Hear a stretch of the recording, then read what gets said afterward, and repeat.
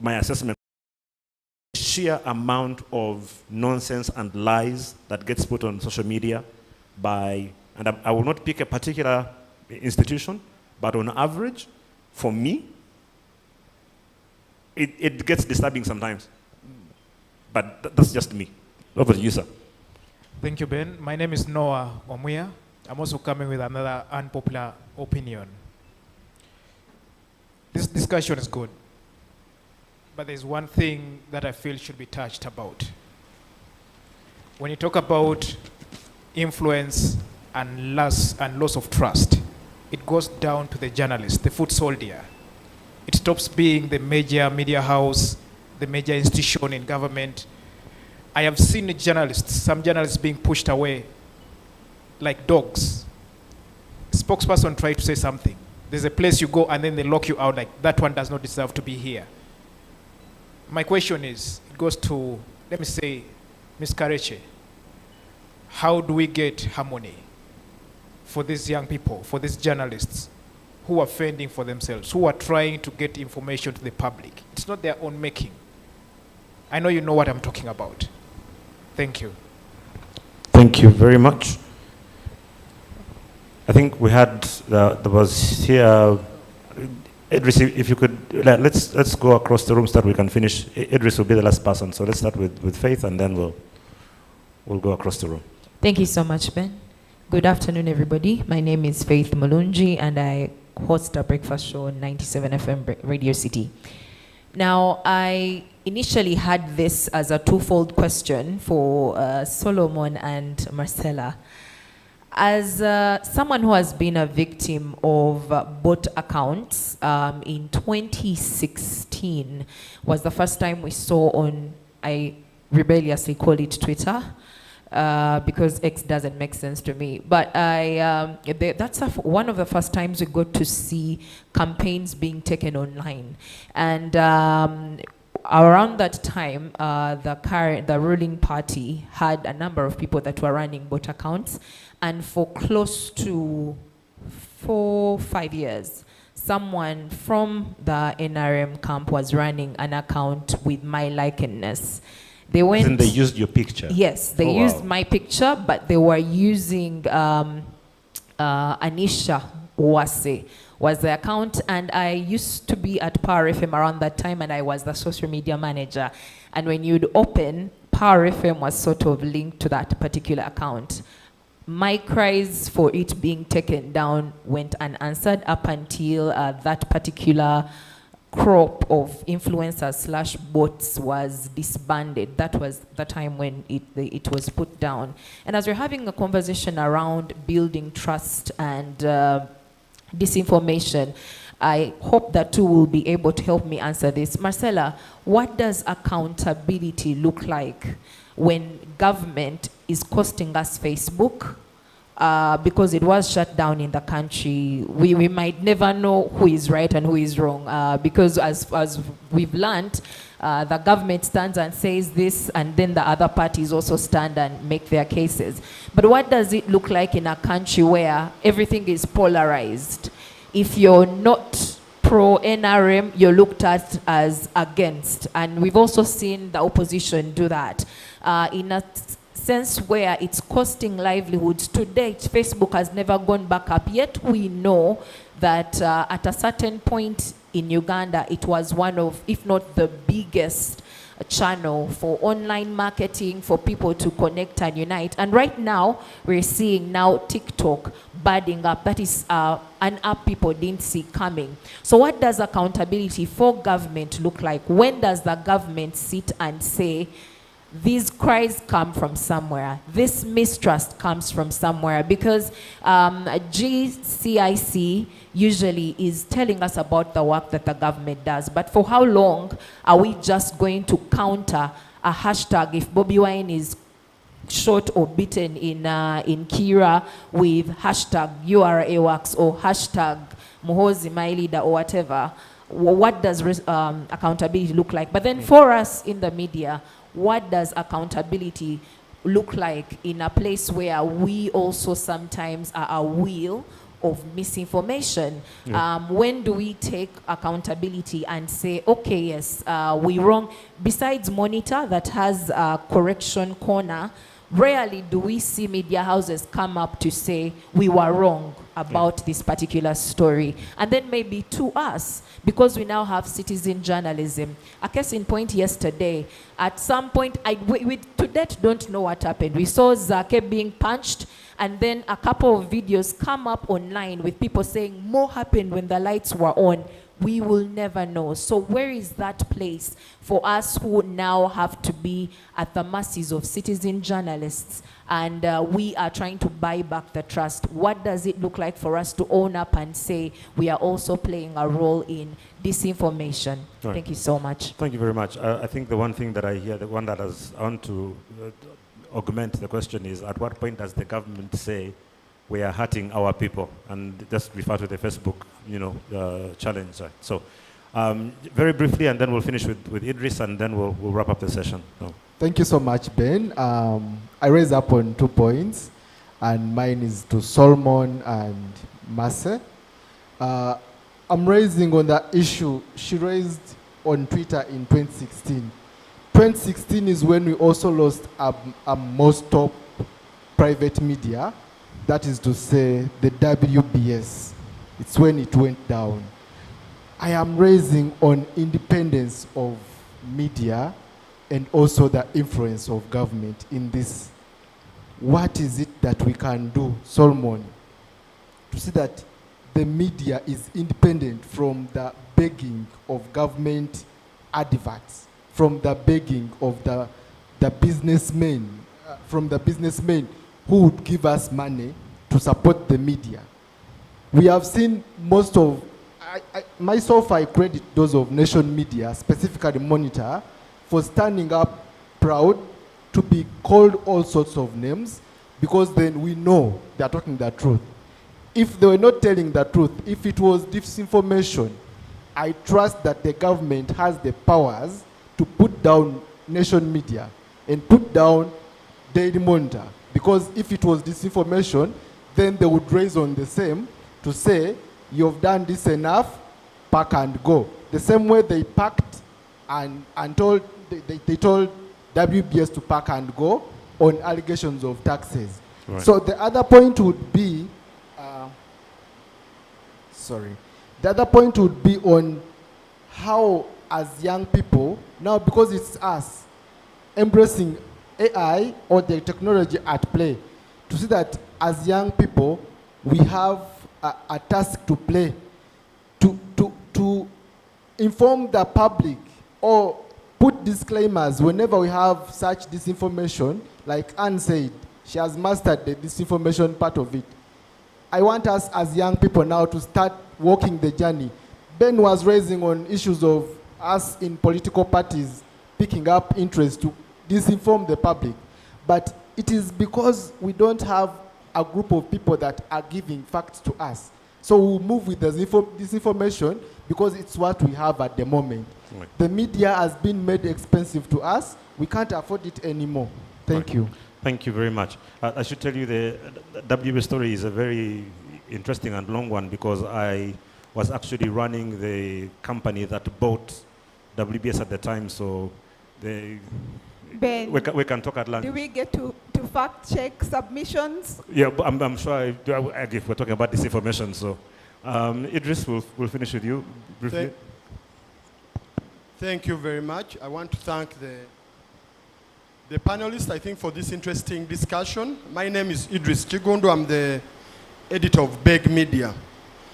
One, I'm going to talk about 2 things. The first thing, I would like to largely associate myself with what James said regarding disinformation and misinformation. But also I would like to identify with what Faith said, only that what I believe they didn't hit the nail on the head when it came to that. Marcella is seated there. She was the brain behind the biggest disinformation and misinformation campaign ahead of 2021. I was the editor of the Nile Post, and I know that. the formation of bots, all that. You know, we have to be honest with ourselves. Marcella was here saying, you know, the civil society, part of it, and the media are purveyors of disinformation, which could be partly true, but the biggest, she runs an interaction center which is typically founded on disinformation. We know that people have worked there and some of these interact with us. For some of us who have done investigative journalism for a long time, and these are some of the stories we fear. I know very many people can't say this to her because they say, you know, Marcella is my friend and what, she'll be angry. Marcella, you need to account like she said, and you need to apologize for that. Yes. Second, leaving that one. That's a fact. Don't even shake your head. Don't even shake your head. It's a fact. The second point, Solomon touched something to do with credibility. I'm going to add my point to that. Solomon touched something to do with credibility. Can I plead with journalists to stop emceeing functions, whether political or social, especially if you're a credible journalist? You take yourself, which are headlined by politicians. If tomorrow I see a journalist as an MC, I know the pay may not be good, I know we are trying to do this, but let me tell you, your credibility begins going down if people begin associating you with one side over the other. You're not going to explain to a reader, you see, or a viewer or something that you see, I was trying to make some small money. That's why you see I went to Bobby Wine's function and I was the MC. Or I went to President Museveni's function. Or I went to a function of MTN, a corporate, or whatever. Can journalists stop being influencers of corporate companies? If you want to be in journalism for a long time, why would a journalist be an influencer of Cafe Javas, of Shell, of Total? I mean, why would I take you seriously if I'm a reader and there's a story around Cafe Javas and you're calling me, oh, you know, don't write this story and what and what? Why? Those are some of the issues, those are some of the things that have brought trust deficit from the public. Yeah. And we saw that backlash in the US elections. The reason people turn to the Joe Rogans, the Joe Rogan Experience and those podcasts, is because people have lost trust in the CNNs of this world. You are here covering up so many things. You are not saying things that you should be. Your journalists are being seen, associating with clearly with a certain side. So, I think as journalists, one of the ways of regaining our credibility is also to try to be journalists and to act objectively and to call a spade, even without fearing to annoy certain people like my friend Marcella may be annoyed. But you have to say it. Thank you. Thank you very much, Idris. So I should point out, as someone who does a lot of emceeing, I am not a journalist. No, it's just focus. Yeah, no, I just want to make it very clear, I am not a journalist. So if you see me emceeing anything, don't categorize me as a journalist. So just say I'm kidding. So very, very good feedback coming from you. Because of time, I don't know if we're able to get a 30-second response from each of the panel, because it's now 1 p.m. And I need to have Abdul Salam Waiswa and Robert Sempala have this very important conversation around navigating complex legal environments before we do our lunch.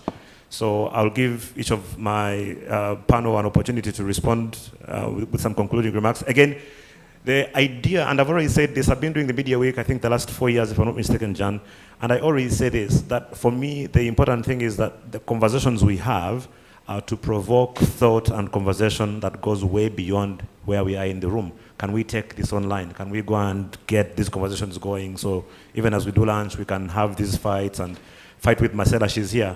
Just don't punch her, but make sure she understands what you think.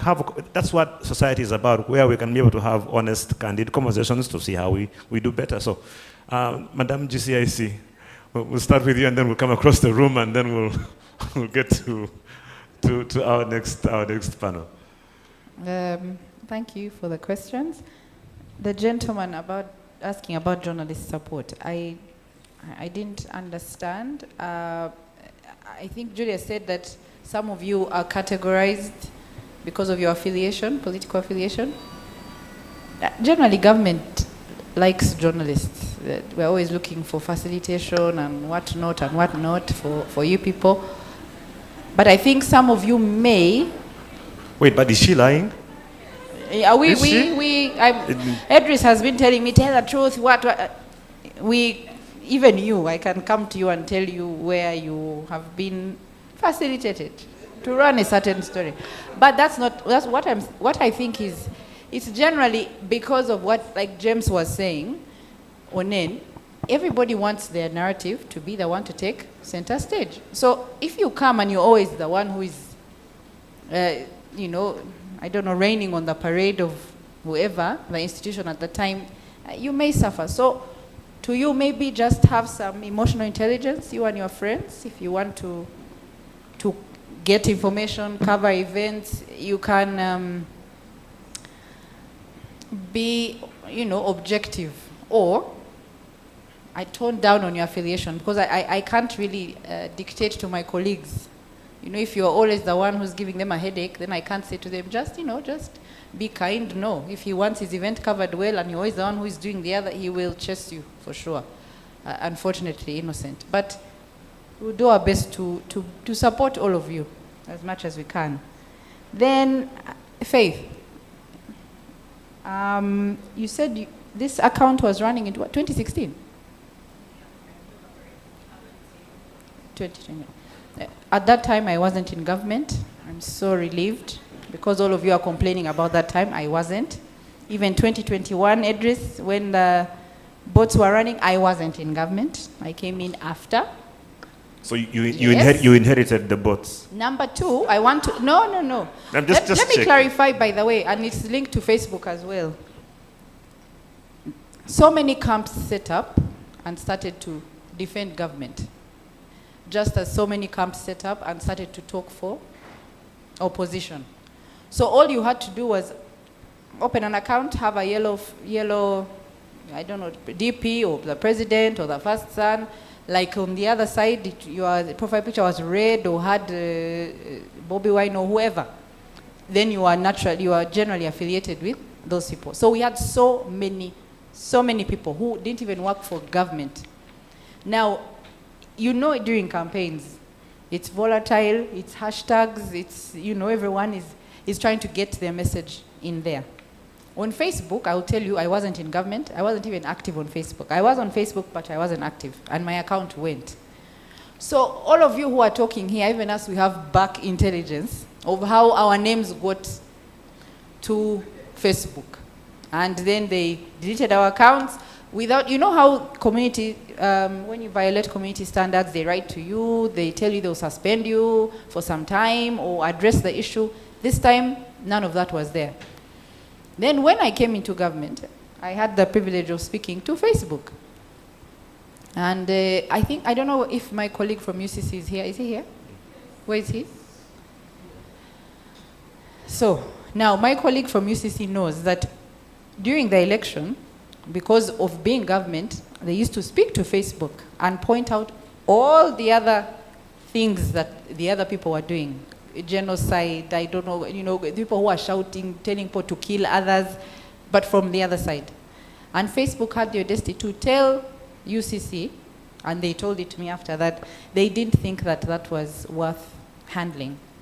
But they felt that people who were, they called it influencing a political, I think, opinion, which was NRM at that time, was fit to be deleted. Now, unfortunately, bots, I don't even know who put your picture. I'm sorry on their behalf, I wouldn't do that, and I can't even stand here and say it's government. It could be an individual. There's someone recently who assumed the first daughter's identity on Twitter, and he went on and on, but of course his English was strange, everything was strange. So when we finally investigated and got to him, he said, for me, I wanted likes and I wanted to grow my account. He was so young and so clueless about the effect of that thing. So we have so many people who are doing things, because it's social media. People use social media how they think they know to use it. So when you say government deleted, closed Facebook and so on, I want you to tell me what you think about Facebook having taken that action against the state, and it's a platform. Facebook is like a private platform. It's a business here, okay? So it literally influences, I think it was James who said that during COVID you couldn't post certain things, they would delete your posts and so on and so forth. So Facebook is a foreign platform, the people are in America, they have the right to do what they want, but how then are you, how then can you say that you are independent because it's a tech platform, it has all sorts of things, advertising, so on and so forth. But if it can come and delete NRM, they call them bots, because they had the pictures of the president and I think First Son, that's what they kept saying. And you know, they felt that the other people were, you know, they were not violating community standards. What do you expect a state to do? Because next they will be purveying disinformation. I know that I think it was Germany, I read that because of this disinformation, Germany told Facebook that if a post is on, I don't know if they amended that, but I was reading when they were coming up with the law, that if a post comes up on Facebook and it is fake, Facebook will be fined. I think it was 50 million euros. I mean, a ridiculous term, I remember. But that was not because they don't like Facebook or they don't like the people, but they know the impact of fake news. Unfortunately, Facebook carries. So Facebook now has a serious fact-checking, I think, entity. Right. They are very serious, and you know, so they will also protect themselves because they understand that they have to operate. But unfortunately for us, it's the state that had to fact-check. I don't know who else. I think, Idris, you said I apologize. Unfortunately, I'm not the one who did that. But I apologize also for that perception that we run bots. We don't run bots. I know that. Anymore.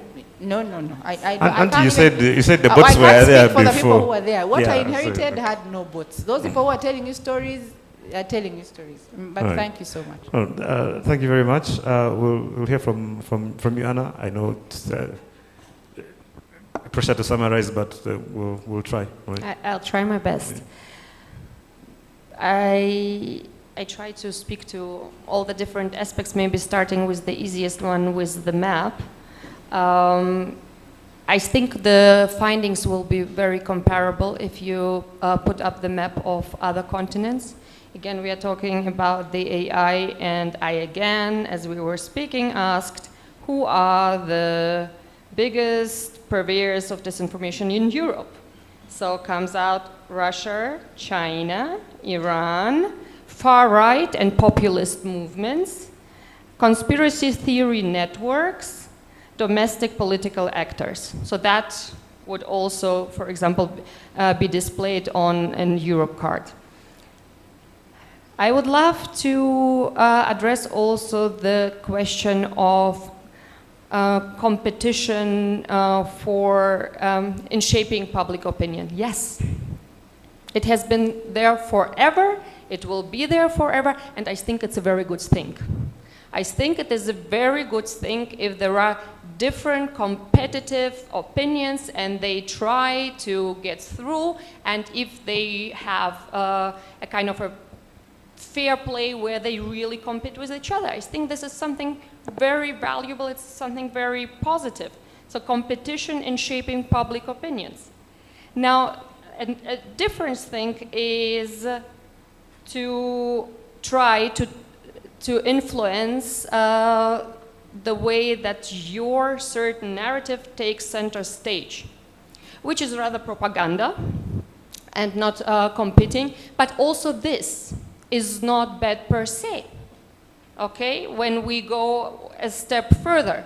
And I believe that if there is an agency working in the interest, for example, of the State House, we just need to know that this is what the interest is, to allow for a certain narrative to take stage. And once we know, we also know what to expect and how to deal with it. So also not bad per se, okay? Now, when it comes to disinformation, this is different, because this is not putting out certain information there to influence the opinion. This is not now to try to make this particular information to become number one on the agenda. It is to distort the information.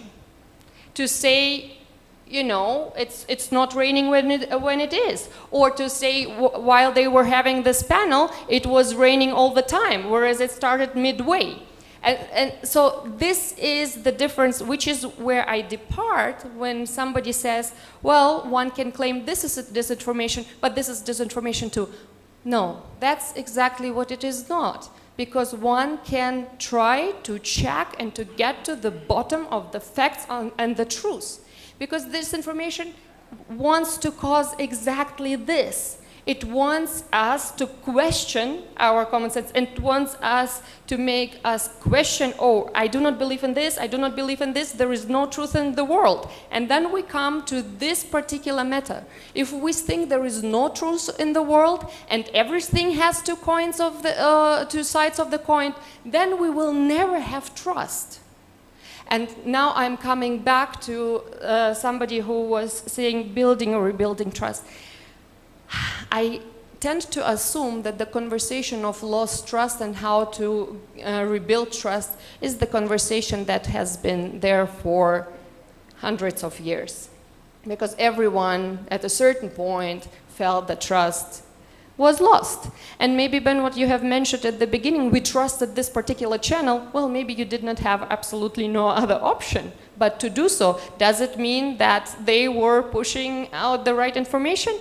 No. So maybe we have even become more critical and therefore we trust less. But what does it tell us? And I think all of us know it from our very own experiences, very individual relationships, and I would like to go back to this because this individual aspect has been mentioned many times. To have trust, that's like literally continuous work. You have to put effort in each and every relationship to gain trust, to build trust, to make people trust into what you're saying. And you can have done it for years and years and years, and then you do something, and you can lose trust within, like this, within seconds. This is what our life is about.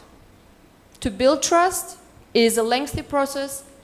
A lot of energy goes into it, a lot of work.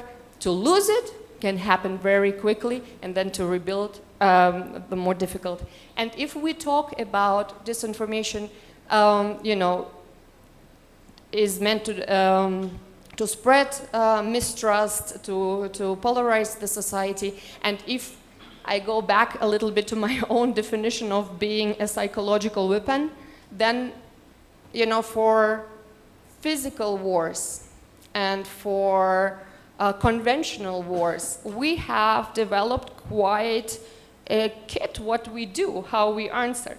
The state, most of the times, is the one in charge to ensure our security in wars. But the entire society, if attacked, will have a certain role to play. Now, if we talk about the digital space, and it's not that